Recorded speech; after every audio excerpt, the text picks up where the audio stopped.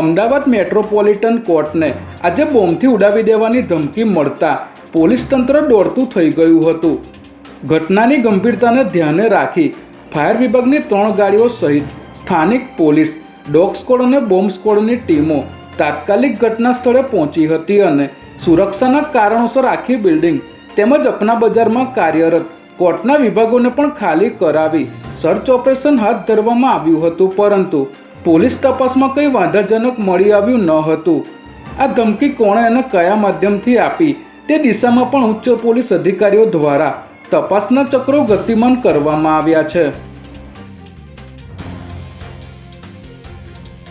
ખોખરામાં નાની ચાલીની રૂમમાં બેસી અમેરિકન નાગરિકો સાથે છેતરપિંડી કરતા કોલ સેન્ટરને ઝડપી લેવામાં આવ્યું છે. ઝોન 5 એલસીબીની ટીમને બાતમી મળી હતી કે ગેરકાયદે કોલ સેન્ટર ચલાવતા શખ્સો ખોખરા લાલભાઈ સેન્ટર પાસેથી એક્ટિવા પર પસાર થવાના છે, જેના આધારે પોલીસે વોચ ગોઠવી ઉમેશ ગવંડર અને પ્રવીણ આચારી નામના શખ્સોને ઝડપી લઈ તપાસ કરતા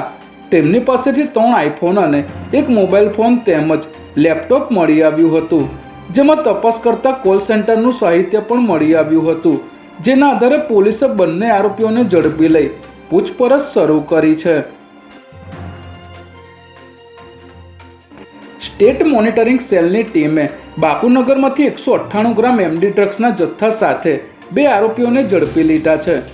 આરોપીઓ અહીંથી ડ્રગ્સનો જથ્થો લઈને પસાર થવાના હોવાની બાતમીના આધારે સ્ટેટ મોનિટરિંગ સેલની ટીમે ટ્રિનિટી હોમિયોપેથિક હોસ્પિટલ પાસે વોચ ગોઠવી દીપક વાઘેલા અને